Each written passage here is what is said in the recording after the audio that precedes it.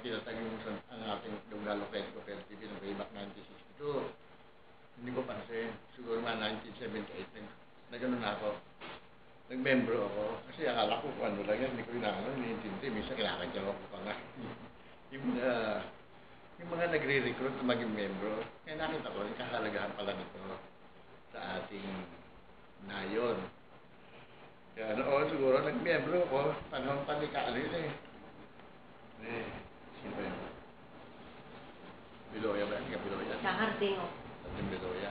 Mula noon, makita ko, nakita ko, sa seminar, nakita ko kahalagahan ng ating kooperativa.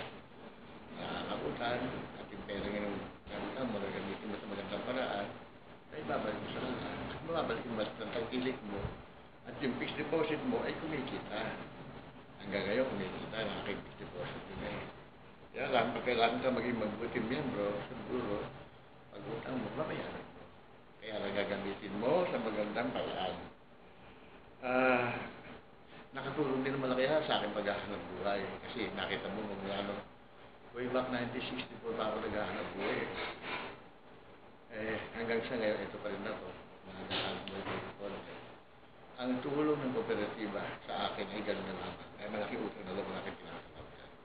Katulad din ng kay Matis, Karinderia, kung sila rin kung sabi na ako.